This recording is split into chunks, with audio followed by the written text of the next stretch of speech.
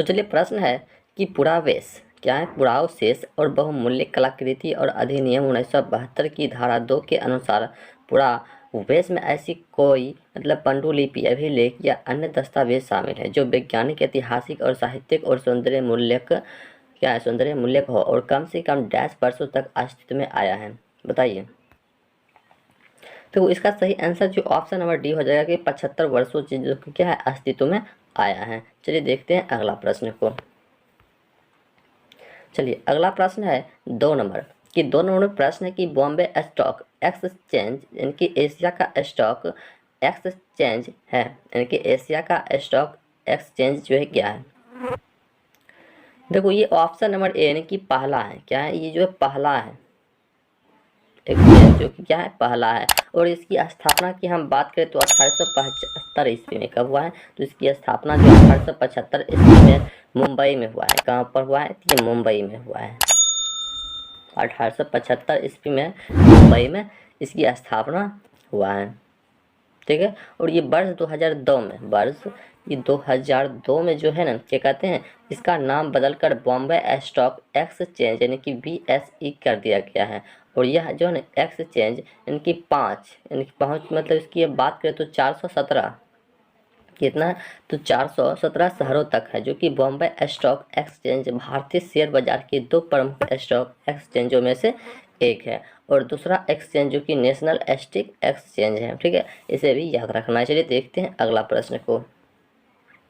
चलिए अगला प्रश्न है 3 नंबर की तुलसीदास कृत रामचरितमानस का पहला मुद्रित संस्करण 1810 ईस्वी में से प्रकाशित किया गया था, यानी कि कहाँ पर किया गया था।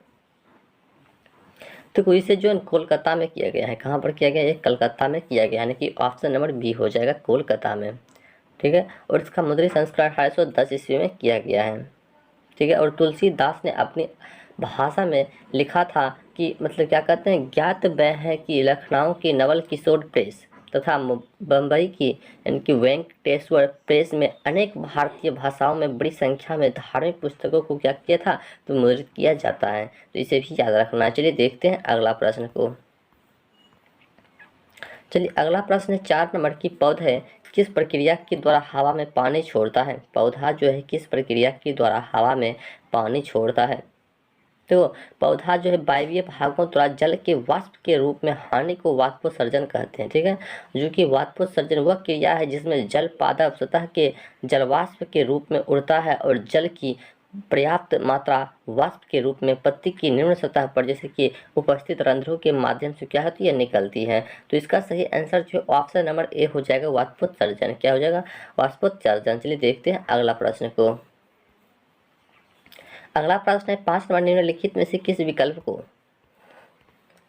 गलत तरीके से युग्मित किया गया है। बताइए ऐसा कौन सा विकल्प है जो कि वो क्या है, गलत है। देखो अमरूद के लिए तेलंगाना नहीं, ये अमरूद जो है ये तेलंगाना दिया गया है। ये तेलंगाना नहीं बल्कि क्या होगा, प्रयागराज होगा। क्या होगा, ये प्रयागराज। अमरूद के लिए तेलंगाना नहीं बल्कि प्रयागराज जो कि कहाँ पड़ता है, इलाहाबाद में प्रसिद्ध है। और तेलंगाना आम और इमली के लिए प्रसिद्ध है। तेलंगाना जो है ये यहाँ पर जो है आम होता है, उसके बाद इमली होता है। इसके लिए जो है ना ये तेलंगाना जो क्या है, प्रसिद्ध है। ठीक है। चलिए देखते हैं अगला प्रश्न को।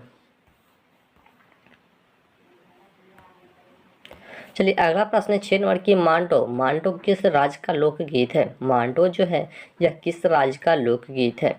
देखो मांडो गोवा का लोक क्या है, राजनीति है, जो कि लोकगीत है, जो कि पुरुष और महिला दोनों पुरुष और महिला जो कि क्या करता है, गीतों के लिए नकली प्यार को दोहराता है और जो प्यार की इच्छा और अस्वीकृति को व्यक्त करता है। और मांडो की ईसाइयों द्वारा शादियों और दावतों जैसे व्यवहारिक समारोह में गाया जाता है। और इस लोकगीत में जैसे गिटार हो गया, वायलिन हो गया, घुमट हो गया, ड्रम हो गया, जैसे वाद्य यंत्र का क्या किया जाता है, प्रयोग किया जाता है।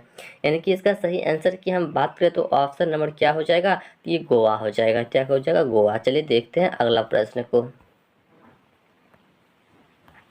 अगला प्रश्न है 7 नंबर की खिलजी राजवंश ने डैश ईस्वी तक दिल्ली पर शासन किया था। खिलजी राजवंश ने डैश ईस्वी तक दिल्ली पर शासन किया था।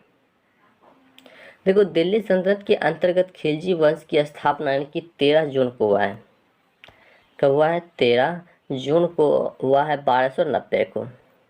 ठीक है, 13 जून 1290 को यानी कि जलालुद्दीन फिरोज खिलजी ने जो कि किया था। और इस वंश के में अलाउद्दीन खिलजी जैसे मुबारक खिलजी जैसे महत्वपूर्ण शासक हुए हैं।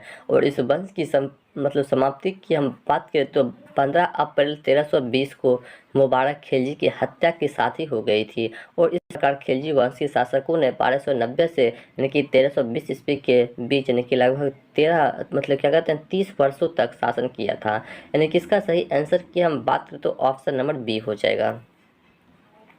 ठीक है, चलिए देखते हैं अगला प्रश्न को। चलिए अगला प्रश्न है 8 नंबर की, जम्मू कश्मीर में पुरातात्विक महत्व का स्थल निम्नलिखित में से कौन सा है? जम्मू कश्मीर में पुरातात्विक महत्व का स्थल जो ये निम्नलिखित में से जो है ये कौन सा है? देखो ये ब्रह्मगिरी, क्या है? ये ब्रह्मगिरी है, यानी कि ऑप्शन नंबर डी हो जाएगा ब्रह्मगिरी। चलिए देखते हैं अगला प्रश्न को। अगला प्रश्न कि डाल्टन के परमाणु सिद्धांत के अनुसार को बनाने के लिए लघु पूर्ण संख्याओं के अनुपात में संयोजित होता है। यानी कि जो ये क्या संयोजित होता है ऑप्शन के अनुसार बताइए। देखो ऑप्शन के अनुसार ये ऑप्शन नंबर क्या हो जाएगा? डी यानी कि यौगिक। क्या हो जाएगा? ये यौगिक हो जाएगा। देखो जॉन डाल्टन ने 1808 ईस्वी में, कब? ये क्या कहते हैं 1808 ईस्वी में यानी कि परमाणु सिद्धांत प्रस्तुत किया था। और इस सिद्धांत के अनुसार परमाणु यौगिकों को बनाने के लिए ये लघु पूर्ण संख्याओं के अनुपात में संयोजित किया था। यानी कि इसका सही आंसर जो ऑप्शन डी हो जाएगा यौगिकों को। चलिए देखते हैं अगला प्रश्न को। चलिए अगला प्रश्न है कि ब्रह्मपुत्र नदी के बारे में निम्नलिखित में से कौन सा कथन जो कि गलत है? देखो यह जो भारत के अरुणाचल प्रदेश में प्रवेश करती है जहाँ इसे दिबांग कहा जाता है, बल्कि ये क्या है? कथन गलत है। चलिए देखते हैं अगला प्रश्न को। अगला प्रश्न है 11 नंबर की, निम्नलिखित में से किस लोकगीत और नृत्य को वर्ष 2011 में मानवता की अमूर्त सांस्कृतिक यानी कि विरासत की यूनेस्को प्रतिनिधि सूची में शामिल किया गया था? तो ये कोलंबिया समुदाय यानी कि राजस्थान के प्रारंभिक जीवन शैली की एक क्या अभिव्यक्ति है। इसे वर्ष 2011 में संयुक्त राष्ट्र यानी कि शैक्षिक वैज्ञानिक और सांस्कृतिक संगठनों की क्या किया गया था? अमूर्त सांस्कृतिक विरासत की सूची में शामिल किया गया था। और इस नृत्य में बैसाखे और नृत्य चालसार के समान होती है, जो कि बीन इस नृत्य विद्या का क्या है? लोकप्रिय वाद्य यंत्र है। यानी कि इसका सही आंसर जो ऑप्शन ए हो जाएगा कोलंबिया। चलिए देखते हैं अगला प्रश्न को। चलिए अगला प्रश्न है 12 नंबर की, कोयले का जलना अभिक्रिया का उदाहरण है। कोयले का जलना अभिक्रिया का उदाहरण है। देखो कोयले का जलना संयोजन अभिक्रिया का क्या है? उदाहरण है। संयोजन अभिक्रिया का उदाहरण है। जब किसी अभिक्रिया में दो या दो से अधिक कारक मिलकर एक उत्पाद का निर्माण करता है तो ऐसी अभिक्रिया को संयोजन अभिक्रिया कहते हैं। जैसे कोयले का दहन हो गया, इसका सर्वश्रेष्ठ उदाहरण है। ठीक है, चलिए देखते हैं अगला प्रश्न को। चलिए अगला प्रश्न है 13 नंबर की, केंद्रीय बजट 20 से 21 में स्वच्छ भारत मिशन के लिए 1.5 करोड़ की राशि आवंटित की गई है। देखो ये जो है कितना, तो 12,300 कितना किया गया है? 12,300 करोड़। ठीक है, चलिए देखते हैं अगला प्रश्न को।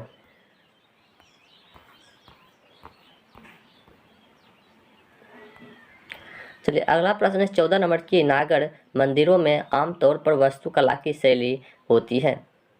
देखो नागर मंदिरों में आमतौर पर वास्तुकला की उत्तर भारतीय शैली होती है। क्या होती है? उत्तर भारतीय शैली होती है। ठीक है, देखो नागर शब्द नागर से बना है, जो कि सर्वप्रथम नगर में निर्माण होने के कारण इसे नागर शैली कहा गया है। ठीक है, चलिए देखते हैं अगला प्रश्न को। चलिए अगला प्रश्न है 15 नंबर की, मानव के कंधों का जोड़ एक उदाहरण है संधि का। देखो मानव के कंधों का जोड़ यानी कि बॉल और सॉकेट संधि का क्या है? उदाहरण है। बॉल और सॉकेट संधि का उदाहरण है।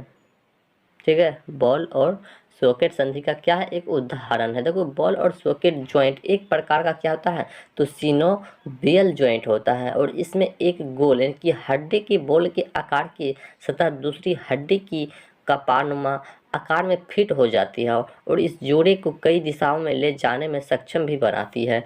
तो इस तरीके से इसका सही आंसर जो ऑप्शन सी हो जाएगा। चलिए देख लेते हैं अगला प्रश्न को।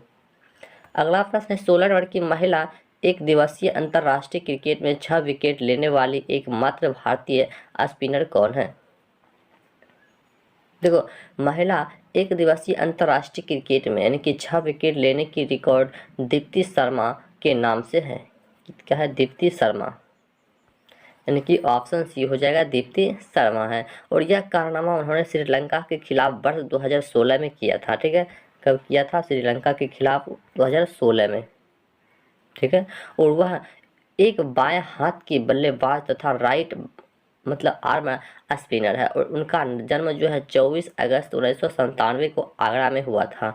और उन्होंने वर्ष 2014 ईस्वी में दक्षिण अफ्रीका के खिलाफ एक दिवसीय मैच में मतलब पदार्पण किया था।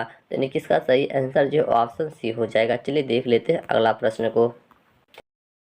अगला प्रश्न है कि दोहा में छठे कतर इंटरनेशनल कप में मतलब भारोत्तोलन के लिए मतलब स्वर्ण पदक किसने जीता था? स्वर्ण पदक जो है किसने जीता था? तो वो ये जो है मीराबाई चानू ने जीता था। किसने जीता था? मीराबाई चानू ने। चलिए देखते हैं अगला प्रश्न को। अगला प्रश्न कि पाचन तंत्र का कौन सा भाग यकृत और अग्नाशय के स्राव प्राप्त करती है? बताइए।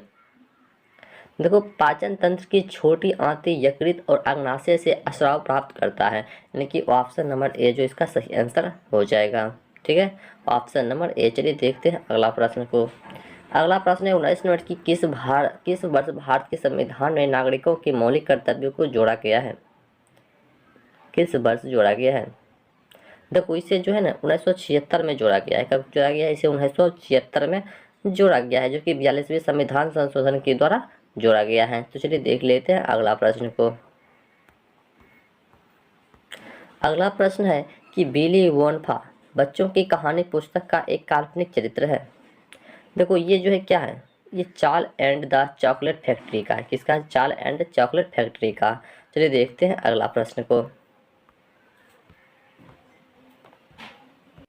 चलिए अगला प्रश्न 21 नंबर निम्नलिखित में से किस योजना के तहत सूक्ष्म इकाइयों से संबंधित विकास और पुनर्वित्त पोषण गतिविधियों के लिए भारत सरकार द्वारा कई नई संस्था स्थापित की गई है? देखो, ये जो है मतलब जो है ना प्रधानमंत्री मुद्रा योजना किया गया है। क्या किया गया? प्रधानमंत्री मुद्रा योजना। चलिए देखते हैं अगला प्रश्न को। अगला प्रश्न निम्नलिखित में से कौन सा महाराष्ट्र के एक संत थे? महाराष्ट्र के एक संत थे, मतलब महाराष्ट्र के संत जो है ये कौन है? महाराष्ट्र के संत कौन है? देखो, ये चोखा मेला। कौन है ये? चोखा मेला, यानी कि ऑप्शन डी हो जाएगा, चोखा मेला। चलिए अगला प्रश्न है 23 नंबर की आमतौर पर मीटर से अधिक ऊंची खड़ी पहाड़ी को पर्वत के रूप में वर्गीकृत किया जाता है। देखो, ये 600 कितना? ये 600 मीटर में किया जाता है। चलिए अगला प्रश्न है 24 नंबर की चोल शिलालेखों में यानी कि मतलब क्या कहते हैं तिरुनाम कुट्टक मतलब टुकानी को के रूप में वर्णित किया गया है, यानी कि किस रूप में जो इसको वर्णित किया गया है? देखो, ये जो ब्राह्मणों को भेंट की गई जमीन के रूप में किया गया है, यानी कि ऑप्शन नंबर डी हो जाएगा। चलिए अगला प्रश्न कि भारतीय संविधान का कौन सा अनुच्छेद आपातकालीन उद्घोषणा से संबंधित है? बताइए।